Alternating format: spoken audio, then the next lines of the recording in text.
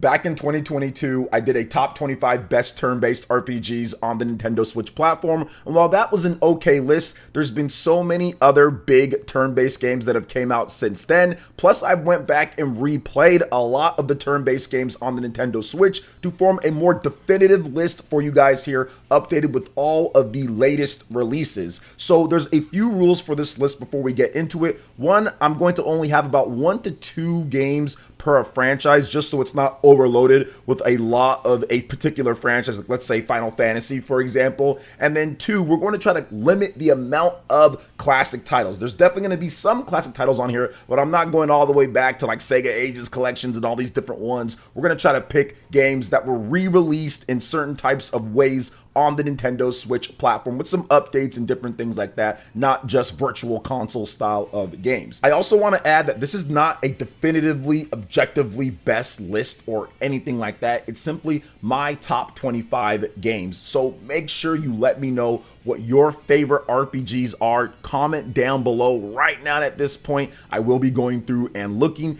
and let's get right into the list here. Starting off at number 25, and that is Shin Megami Tensei 3 Nocturn HD Remaster, a brutal Shin Megami Tensei game that was absolutely awesome, that I had a blast with when it first came out on the PlayStation 2, but then it got an HD remaster on the Nintendo Switch. Difficult, it's got a really in-depth and kind of crazy story, really cool demons to recruit. It's the classic press turn system, but just with a hardcore shell over it with SMT. And Demi-Fiend is one of the most goated protagonists of all time. Doesn't say much, which is okay. It's an SMT protagonist, but at the same time, you can kind of see what he does in the game, and it's just super cool. I mean, he punches people, and he punches people very hard. Plus, you have your demons that can wreak havoc using their different magic, has the great press turn system. It's awesome. The labyrinths, the dungeons, everything in this game is really good. There's some frustrating things in this game, especially with the boss battles and everything, but overall, you're gonna have a blast with SMT 3 Nocturn HD Remaster if you love turn-based RPGs like myself. So that's why SMT 3 Nocturn HD Remaster makes it to number 25 on my list. Coming in at number 24,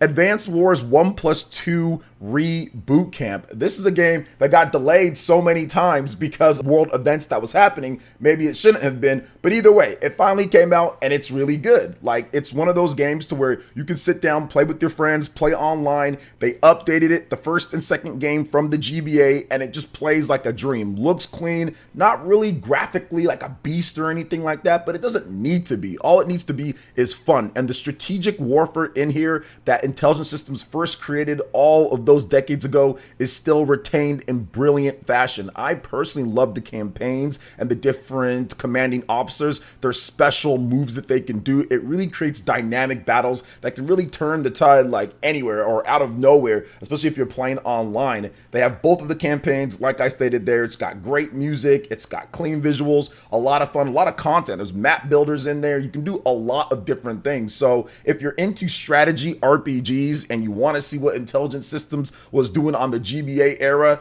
check out Advance Wars 1+2 Reboot Camp, completely remade. It's so much fun to play through, and that's why it makes the number 24 on my list. Coming in at number 23 is Atelier Ryza, but I'll be honest, I love all 3 games pretty much the same, although Atelier Ryza 3 has the most advancements in the series, but story-wise, 1 might be a bit better, so it really just depends on what you're into, but I would just say Atelier Ryza, so just go out there and play the Atelier Ryza games. I couldn't really pick one out of them, so I just said Atelier Ryza overall, but yeah, I love these games. There's 3 of them. They're all out. You can get the trilogy on the Nintendo Switch, but Atelier Ryza is cool because it takes the fusion of like the gathering, right? Like the chemicals and the plants, all the different type of stuff, and putting them in the alchemy pot and making different types of things with really cool stylistic turn-based battles and incredible music. The battle theme still kind of sticks out of my head from Atelier Ryza 1, so I love that. Plus they added a lot of dynamic elements as the series evolved with different biomes and different animals that you can ride or creatures that you can ride as well,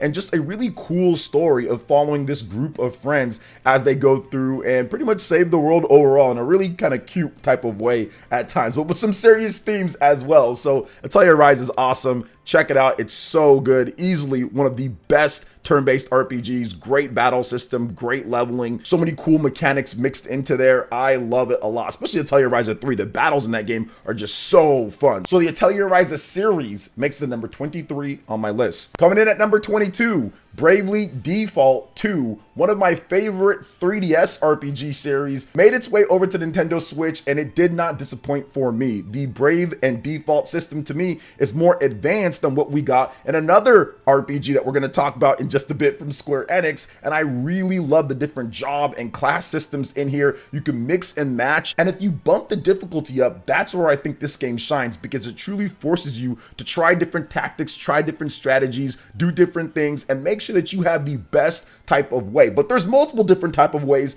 to beat the super bosses in the game, and they spread super bosses out from the very beginning all the way to the end. So there's so many cool things about Bravely Default 2. It's got a really cool art style. It's kind of like the chibi type of look, but they've paired that with some really nice textures, with some really nice graphics and textures overall. The worlds don't necessarily look as great as the character models, but it's still a gorgeous game if you just look at it overall, and a very unique looking game. There's no other game that really truly looks like that from the RPG space on the Nintendo Switch. So I absolutely recommend Bravely Default 2. You want a great, potentially 100+ hour RPG with a fun battle system to where you can go all in and use multiple turns, or default, storm up, and unleash havoc. Check out Bravely Default 2. Coming in at number 21, Valkyria Chronicles 4. This series was the original strategy slash action slash turn-based RPG, all kind of mixed into one. Now, there's been other franchises that does it, but Valkyria Chronicles does it in such a cool way. And Valkyria Chronicles 4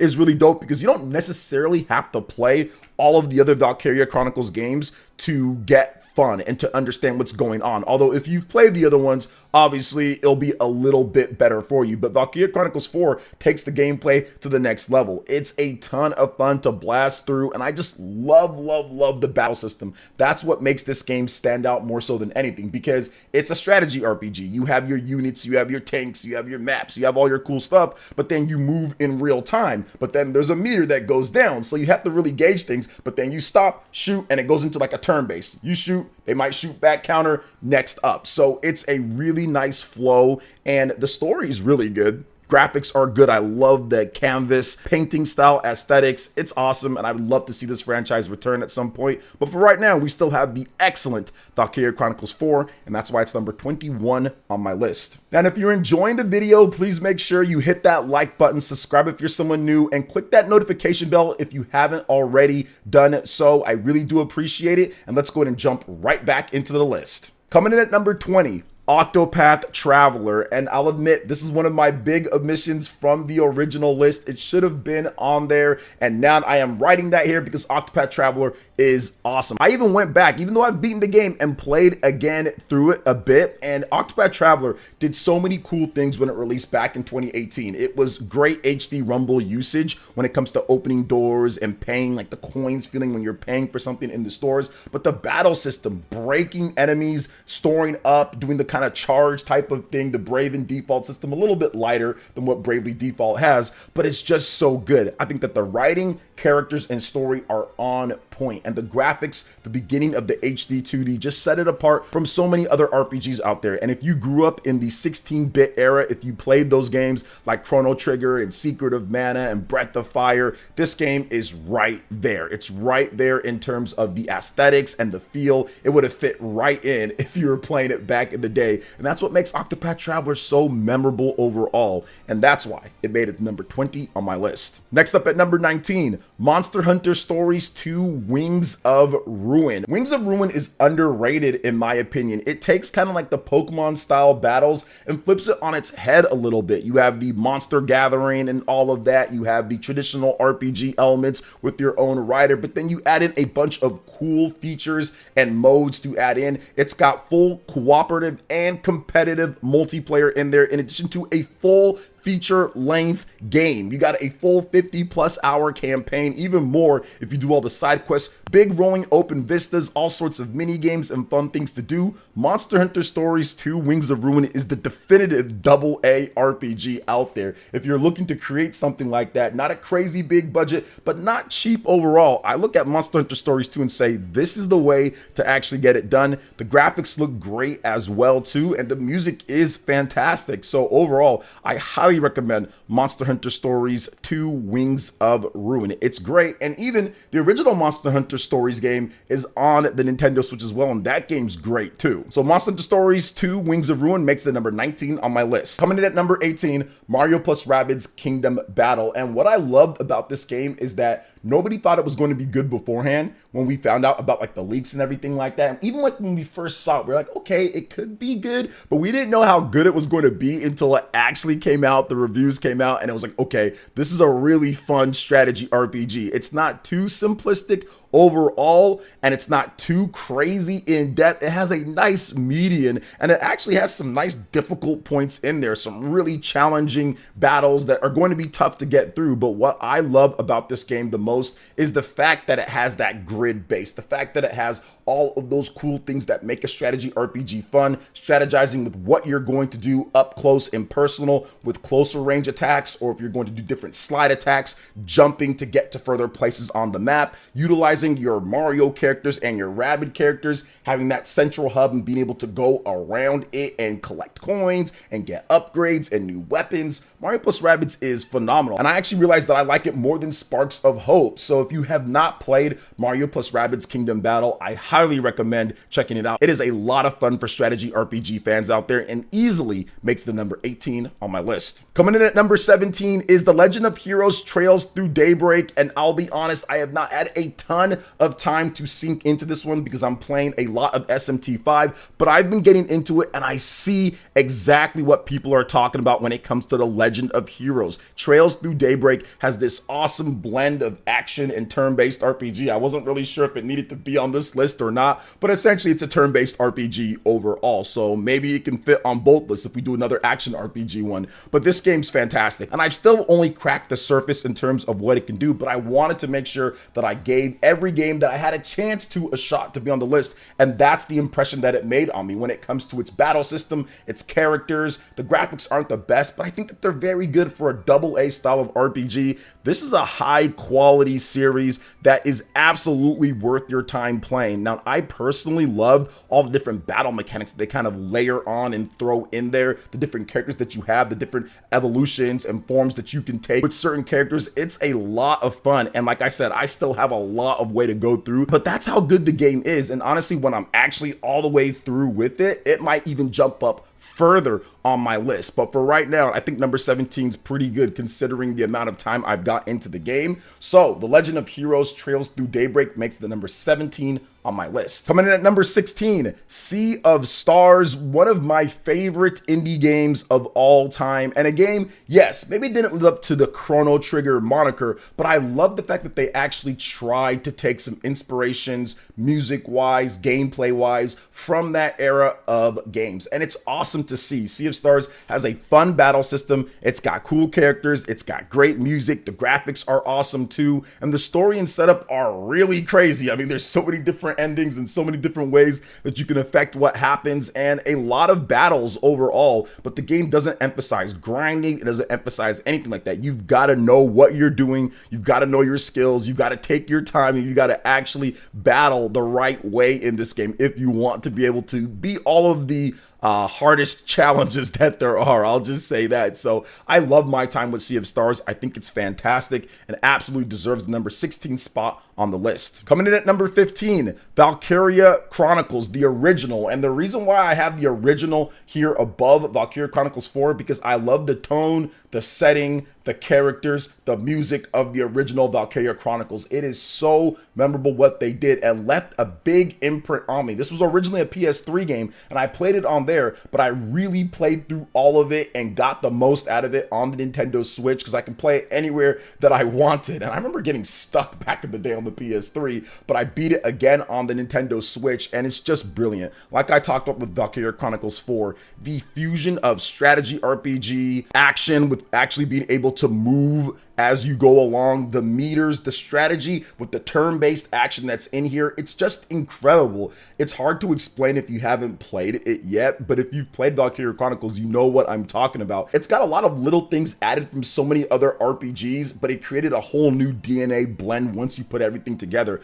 But I love the original characters in this game. This is the first time that we saw the legendary pirates from Skies of Arcadia in the game, which was just so cool. I didn't know they were in there beforehand until I played the game originally, but it's just so cool to have them, and they're pretty good as well with Vice and Ica and everything. That was dope too, but to me the story is really where it shines here. I actually like it a lot more than Valkyria Chronicles 4's story, and I feel that this game absolutely needs to be played by everybody, especially if you love strategy RPGs, if you love turn-based RPGs. Valkyria Chronicles, although a PS3 game, put it over, it is still just as good as any of the modern games that are coming out today, and that's why it makes the number 15 on my list. Coming in at number 14 is Chained Echoes, a phenomenal game somehow made by about one person or so. And Chained Echoes took a long time to come out, but it was well worth it. Definitely one of the best independent games, one of the better RPGs on here. The unique battle system in terms of how things play out is what really sets Chained Echoes apart from a lot of the other indie battle games, because it's not just about how you're attacking, it's about how you build up that meter and making sure that you don't burn out or go over it. So it was a lot of fun playing through. I think that there is a really good story wrapped up in here with some funny and witty writing that makes sense. A lot of different areas. You've got mechs in here. You've got all sorts of stuff,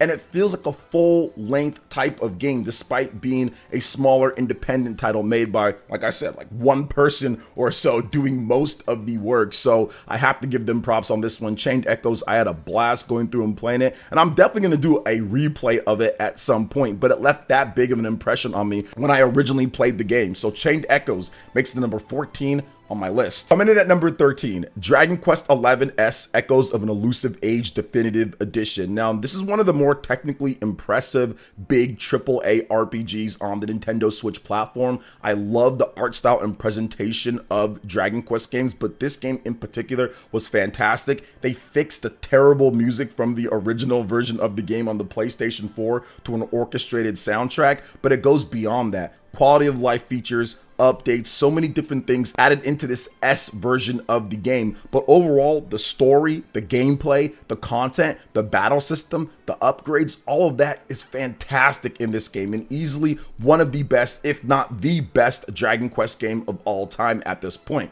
Gotta wait and see how Dragon Quest 3 HD 2D Remake turns out. But I loved Dragon Quest XI-S. I think that it's phenomenal, and every single time that you think that you might be near the end, it extends out. And then after that, there's even more. So you get the full package here. You get your money's worth. It's a beautiful game, runs and looks great on the Nintendo Switch. So I had to put it at number 13 on my list. Coming in at number 12, Final Fantasy Pixel Remaster. Now, this one's a little bit weird because I wanted to put Final Fantasy VI. That's the game that I truly loved out of it, but it's kind of like in the Pixel Remaster if you buy it, and that's how I bought it. You can buy it individually, digitally, but I bought it as a full game, so I'm just putting all of them. And to be honest here, it's pretty cool that you get all of them kind of remastered, looking way better, sounding way better. The Pixel Remaster is awesome, but Final Fantasy VI is the game in here that truly sets this collection ablaze with hype, to me at least, because that is one of the greatest RPGs of all time. I've played it multiple times. It's fantastic no matter what system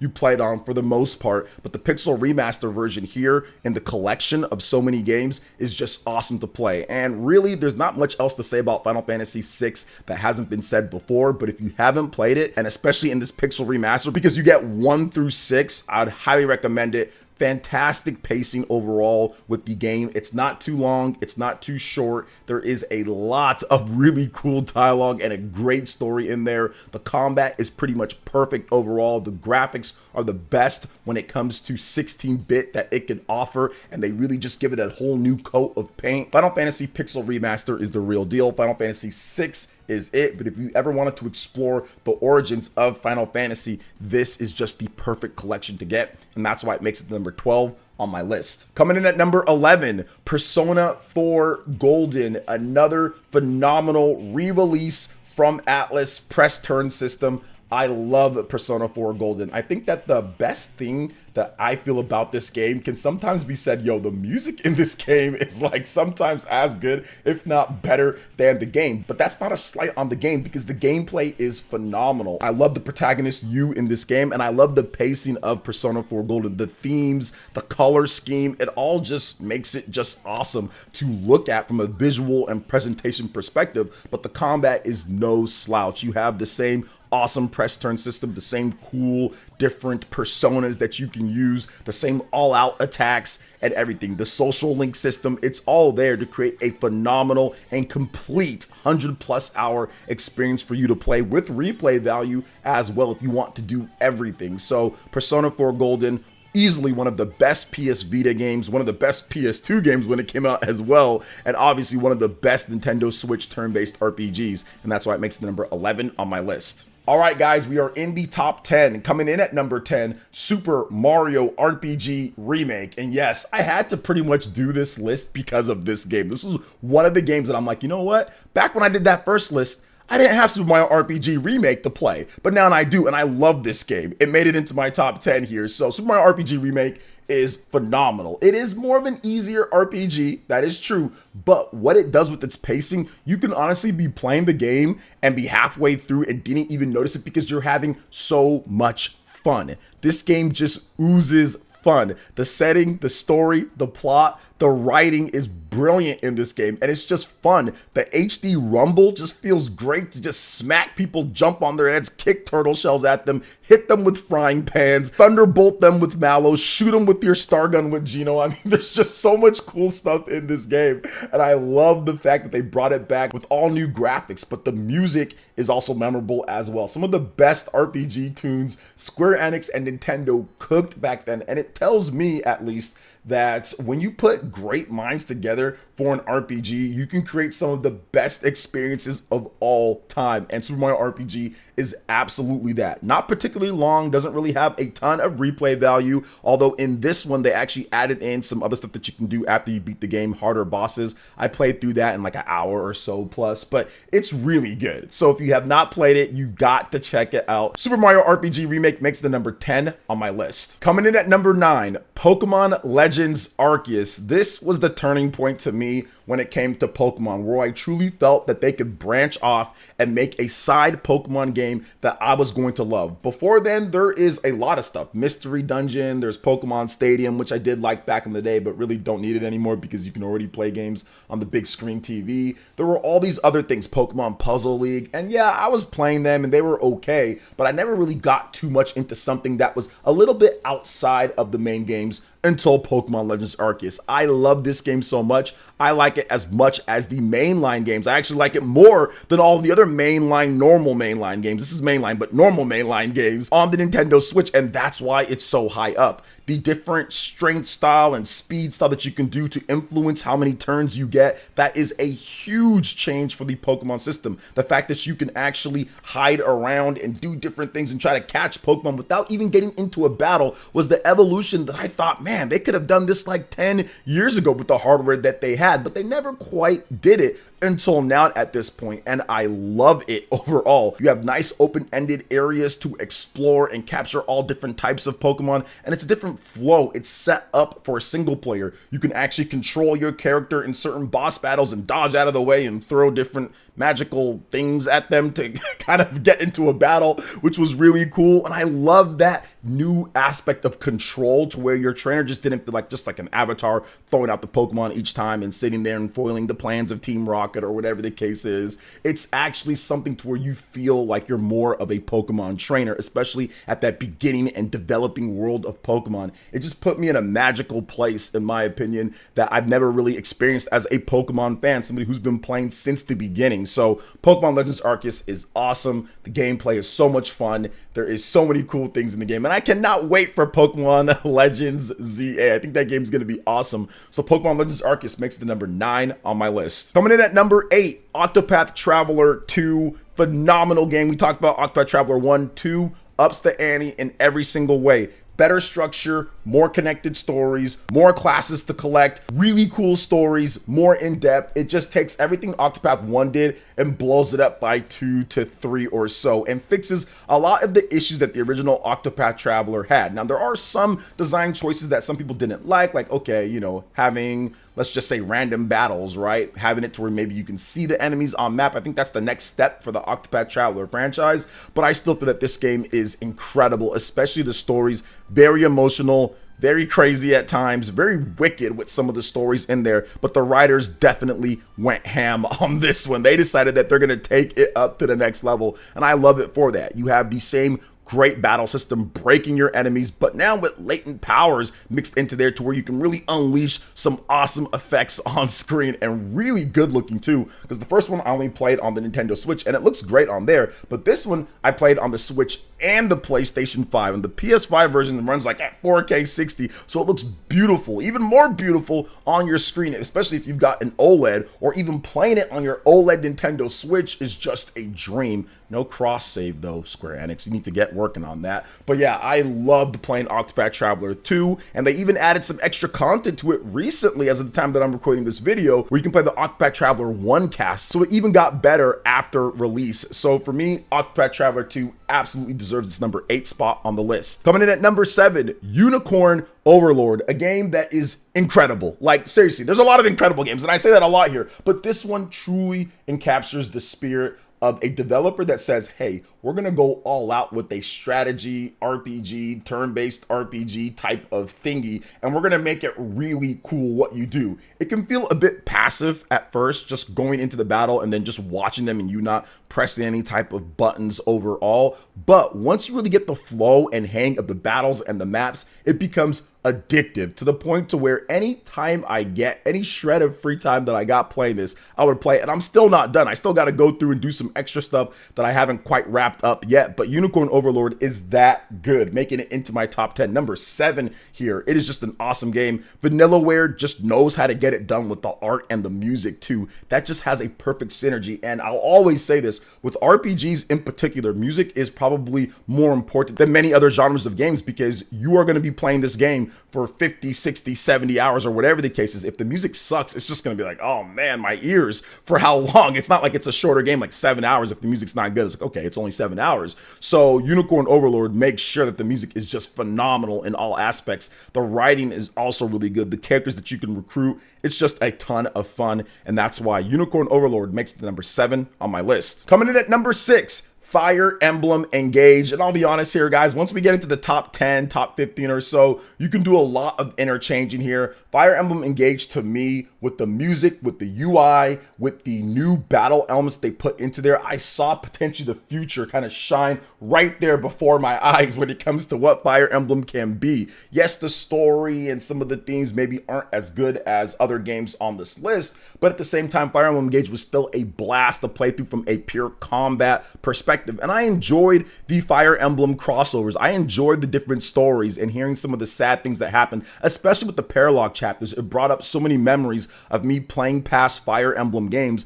and some of the coolest stuff. As a huge fan of Fire Emblem, some of the coolest stuff happens towards the end of this game. I don't want to spoil it, but I absolutely loved what they were doing. I think that the characters are fun to use. The combat options are really good. The classes that you have, like, this game has some insane combinations of different things that you can do, pairing with the different rings that you can get, the bond rings, the evolution of those bond rings, and what you do with the power that you get from past Fire Emblem heroes. So for me, Fire Emblem Engage was just so much fun and so good to play. I think I sped run it at 110 hours. I beat that game fairly quick, and that's how you can know how much I like a game at times too. If I just go through it and power through a 100-hour game, even with all the stuff that I've got to do, you know the game's really good, at least for me. So that's why Fire Emblem Engage made it to number 6 on the list. All right, guys, we are in the top 5. Coming in at number 5 is Final Fantasy IX. Yes, we are back. Final Fantasy IX, and listen, there might be a remake of this game, so we could be doing this all over again, but Final Fantasy IX is so good. To me, it's the pinnacle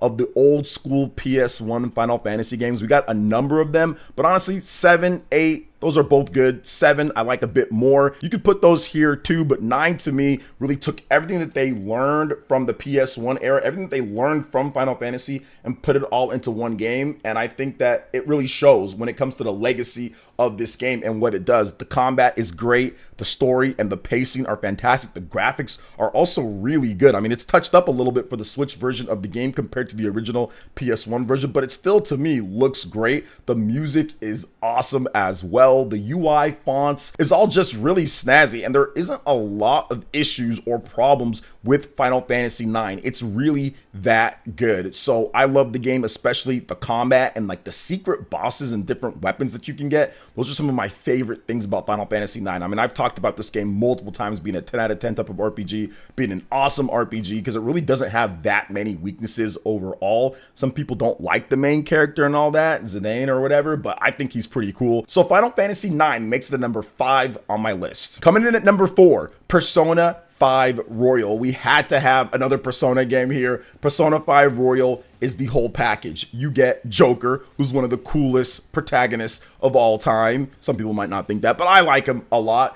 And then you get one of the best dungeons or palaces of all of the Persona games, because those palaces were crazy in the game. But then you get the classic, awesome, modified a bit, press turn system that adds in double team attacks and all sorts of cool stuff to the Royal version, plus a slew of extras, mini games, and different things to do. So Persona 5 Royal is just phenomenal. I loved the different flow and setting. Social link stuff, not my favorite thing, but it's still a cool gameplay dynamic. There are some great conversations, great writing, cool different things that you can do that actually help out, that you kind of have to do anyway when it comes to progressing in the game, getting certain things and fighting certain bosses. So it makes sense to do it the way that they have it set up. So overall, man, I love Persona 5 Royal. I think it's fantastic. Graphics look great. Not as good as Xbox and PlayStation overall, but still really good. Plays fine. Portable mode as well. So Persona 5 Royal makes number 4 on my list. Coming in at number 3, Triangle Strategy. Man, I really grappled with how high Triangle Strategy was going to be. But now that I really went through and played the other games, once again, I had to go back and kind of just look at some of the stuff to get myself in the mindset. Triangle Strategy absolutely earns this spot here. It's got a phenomenal story with great quality of life features. One of my favorite things, being able to pull up at any point when you're talking with somebody who they are, where they're aligned with a little bit of their backstory. So that was really good. The encampment, which I've talked about multiple times with Triangle Strategy, to where you can at any point open up the encampment, go upgrade, do strategic battles to level up, talk to your different team members, and just do a variety of things. And once again, that's at any point. It can be in a mission screen when you're about to do a main mission for a story. You can go into the encampment and level up if you're a bit under leveled for the point that you're at, or even if there's a lot of story that you're doing, because sometimes there's a lot of story, especially at the beginning. You can go into the encampment and fight some battles to kind of break the flow a bit. And then the world building with Salt and the war on that, and the different choices that you make in order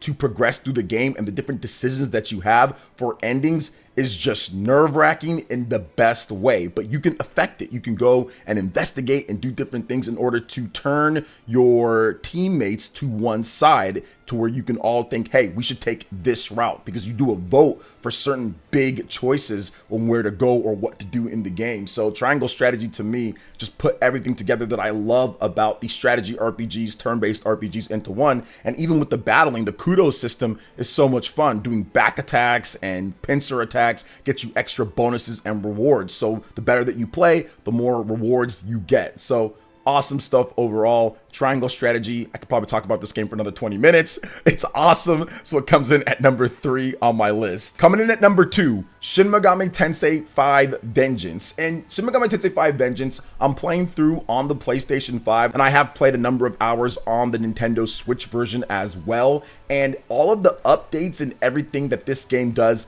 absolutely bumps it all the way up. I already loved SMT5. I thought that was one of the best, a top 5 type of RPG for me. But with the Vengeance version, it just adds so much stuff to the mix and fixes so many of the issues with the original game that it bumps it up all the way here past so many other RPGs than before. For example, Vengeance, they have a new storyline where they have these different Quadsu, or I don't know exactly how to say it when it comes down to it, but these sisters or these different demons that come in, and it makes the story not only better, but it makes it more coherent.